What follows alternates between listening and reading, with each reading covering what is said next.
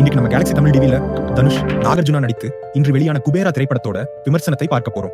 தனுஷ் மற்றும் நாகார்ஜுனா கூட்டணி முதல் முறையாக இப்படத்தின் மூலம் இணைந்திருக்கின்றனர். இந்த கூட்டணி வெற்றி அடைந்திருக்கிறதா, பேன் இந்தியா படமாக வெளியாகி இருக்கும் இந்த படம் அனைத்து தரப்பு மக்களையும் கவர்ந்திருக்கிறதா என்று இந்த விமர்சனத்தில் பார்ப்போம். இப்படத்தில் தனுஷ், நாகார்ஜுனா, ராஷ்மிகா மந்தனா, பாக்கியராஜ், ஜிம் சர்ப் மற்றும் முன்னணி நடிகர்கள் என்று மிகப்பெரிய நட்சத்திர பட்டாளமே நடித்துள்ளனர்.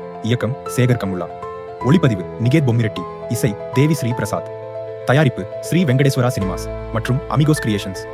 கதை என்னன்னா, மிகப்பெரிய தொழில் அதிபராக இருக்கும் ஜிம் சர்ப் பல 1000 கோடி மதிப்பிலான எண்ணெய் கான்ட்ராக்டை சூழ்ச்சி செய்து பிடிக்கிறார். இதற்காக அரசியல்வாதிகளுக்கு 1 லட்சம் கோடி ரூபாய் லஞ்சம் கொடுக்க முடிவு செய்கிறார்.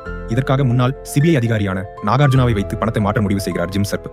நாகார்ஜுனா தனுஷ் உட்பட 4 பிச்சைக்காரர்களை பினாமி மாதிரி வைத்து பணத்தை மாற்ற முடிவு செய்கிறார். அதன்படி 3 பிச்சைக்காரர்களை வைத்து பணத்தை மாற்றி அவர்களை கொலை செய்து விடுகிறார்கள். தனுஷ் பேரில் இருக்கும் பணத்தை மட்டும் மாற்ற முடியாமல் போகிறது. மேலும் தனுஷ் தன்னை கொன்று விடுவார்கள் என்று நினைத்து அங்கிருந்து தப்பித்து விடுகிறார். இறுதியில் நாகார்ஜுனா தனுஷை கண்டுபிடித்து பணத்தை மாற்றினாரா?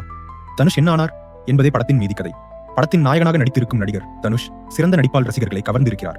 பிச்சைக்காரனாக தோற்றத்திலும் குபேரனாக மாறிய பிறகும் நடிப்பில் வேறுபாட்டை காண்பித்து பழிச்சிடுகிறார். மாஸ் ஹீரோ போல இல்லாமல் யதார்த்தமாக நடித்திருக்கிறார். வாழ்றதுக்காக பிழைக்கணும் என்று தனுஷ் பேசும் வசனம் தியேட்டரில் விசில் பறக்கிறது.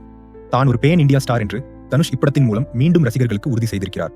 நாயகியாக நடித்திருக்கும் ராஷ்மிகா மந்தனா சிறந்த நடிப்பால் ரசிகர்களை ரசிக்க வைத்திருக்கிறார். அவரின் சினிமா கேரியரில் இது அவருக்கு முக்கியமான படமாக அமைந்துள்ளது. நேர்மையான சிபிஐ அதிகாரியாக நல்லவனாகவும் குடும்பத்துக்காக வில்லனாகவும் சிறப்பான நடிப்பை கொடுத்துள்ளார் நாகார்ஜுனா. இவரது நடிப்பு படத்திற்கு பெரிய பலம் சேர்த்திருக்கிறது. தான் ஒரு மிகப்பெரிய மாஸ் ஹீரோவாக இருந்தாலும் இந்த கதாபாத்திரத்தில் அவர் நடித்ததற்காக பாராட்டலாம். ஜிம் சர்ப் ஸ்டைலான வில்லனாக மிரட்டியிருக்கிறார்.